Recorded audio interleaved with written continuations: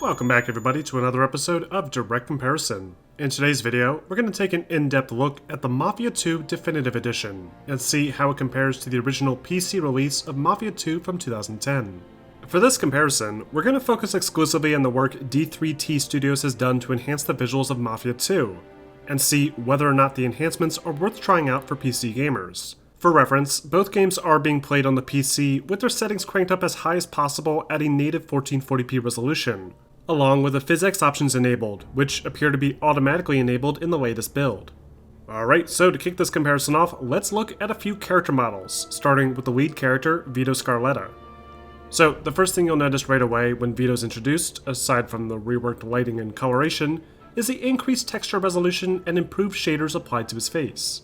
Small details like stubble and skin pores are now much more clearly defined, and the darker shadows and more natural lighting help to make this dramatic opening sequence much more powerful. Another interesting change has been made to his eyes. In the original game, you can clearly see Vito's eyes rotate independently of the character's movement, focusing on key focal points. But instead of maintaining the same animation, the remaster does something different, and has Vito blink whenever he turns his head so that his eyes always open, centering on an object that he wants to look at. Another interesting animation tweak can be found at the police lineup scene towards the beginning, where Vito's new raised eyebrow makes him look more worried than his more stoic appearance originally. It technically still works for the scene, but it's interesting that they decided to change details like this, rather than just upgrading the textures and the lighting. Another important takeaway is the huge improvement that has been made to the character's hair. Vito's hair looks substantially better now, with individual strands being more defined rather than being clumped together in plastic-looking clusters. Joe, one of the character's best friends, has seen a lot of the same improvements.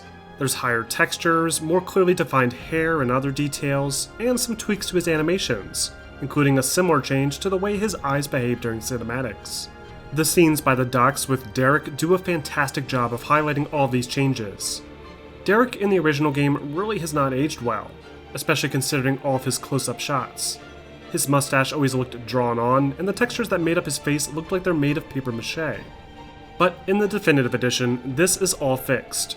Derek's mustache is now fully rendered, the textures are enhanced, and eyelashes were added in to give him a more natural appearance.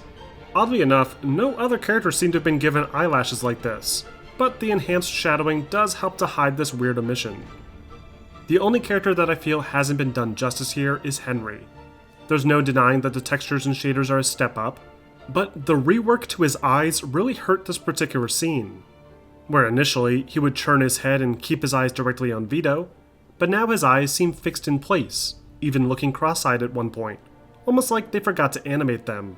Still, disregarding the one or two goofs, the changes made to the game's cutscenes and character models are a noticeable improvement, and are enhanced further by the accompanying environments. For a game from 2010, Mafia II's environments still look decent.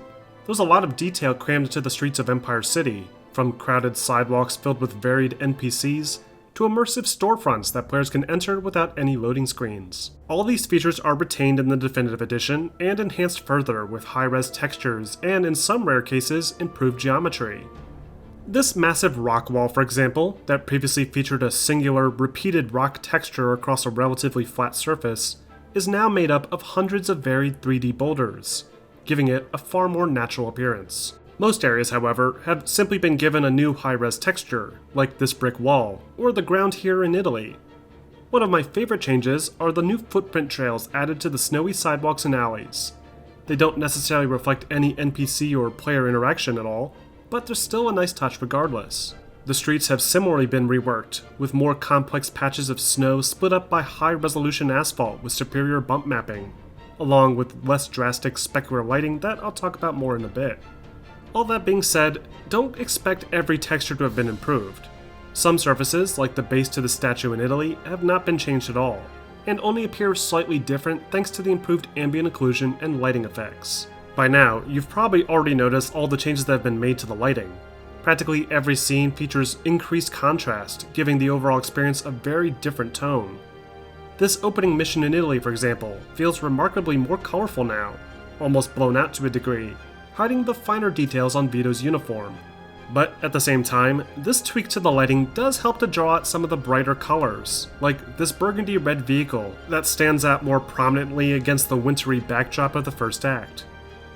The actual complexity of the lighting has not changed at all.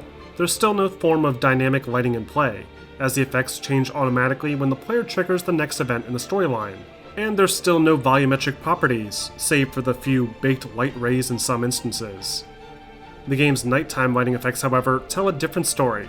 The specular lighting used previously isn't quite as prominent now, an effect that was used liberally before to simulate the wet, icy streets. That being said, these reflections were never really that impressive to begin with. The lighting was never being reflected in real time, as you can see here. And I feel that the new snow added in with the high-resolution textures does a much better job of conveying that wintry nighttime feel. The remaster also seems to suffer from this easily noticeable flickering issue that presented itself mildly in the original game with streetlights, but is now an even bigger problem, with distant lights like the Empire State Building now flickering whenever the camera's being panned. It's a distracting issue that is clearly not intentional, and considering it existed before, it may have something to do with the way the engine handles lighting at a distance. I also noticed that this parked truck in the homecoming mission at the beginning no longer has its headlights on. My guess is that this was done to remove the need to render direct shadows. Disabling these lights entirely may seem like an easy fix, but it does take a bit away from the scene.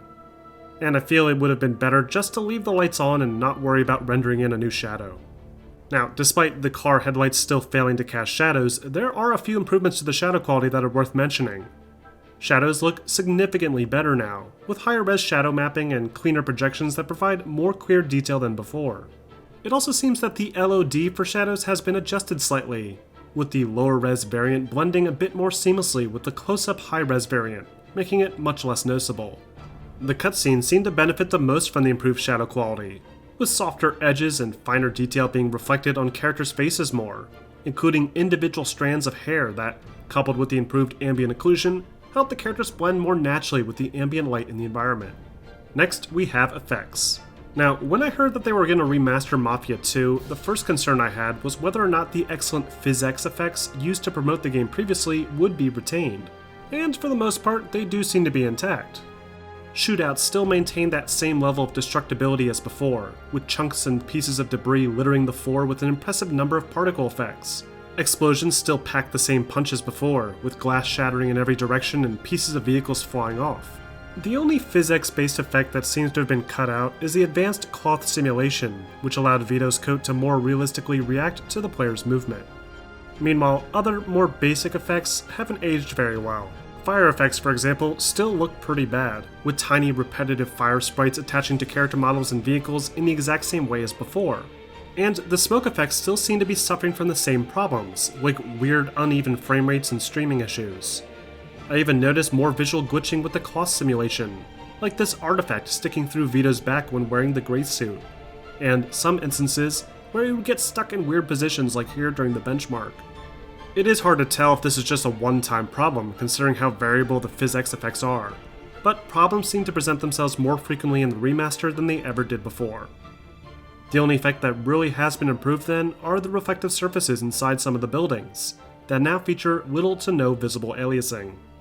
Finally, let's wrap up with a brief sound comparison. Which version of the game do you think has the superior audio quality?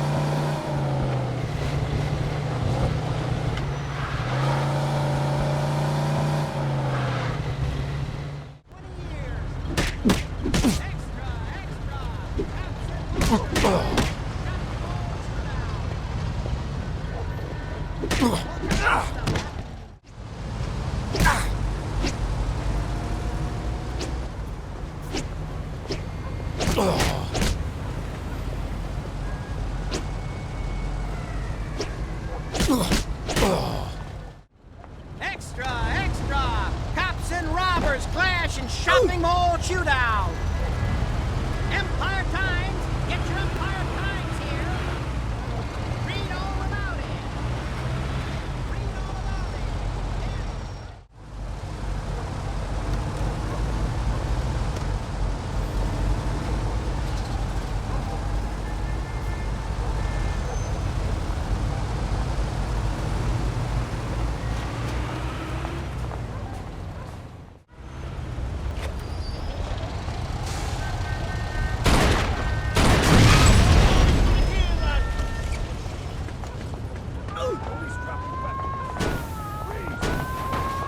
Got some nut job here shooting a gun. Roger that.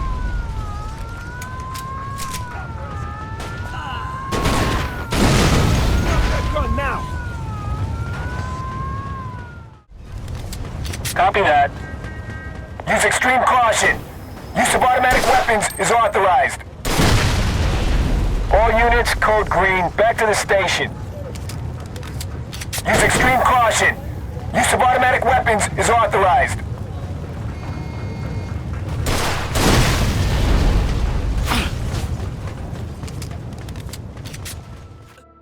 And that wraps up this episode of Direct Comparison. Overall, Mafia II Definitive Edition is a slight improvement over the original game. The improved character models, more colorful presentation, high-resolution environmental textures, and support for unlocked framerates are all nice changes to an underappreciated classic. Though it's certainly not on the scale of other remasters I've covered recently. The game remains mostly unchanged, with a lot of the same problems that existed before, and there's even a few new issues like artifacting and light flicker that need to be addressed. It's great that 2K made this version free for owners of the original PC version of the game, but I would have liked to see things like the fire effects and lighting to have been given a proper overhaul. But what do you guys think? Are you happy with the changes made to Mafia 2, or were you expecting more? Let me know in the comments section, and don't forget to like and subscribe for more videos posted every week.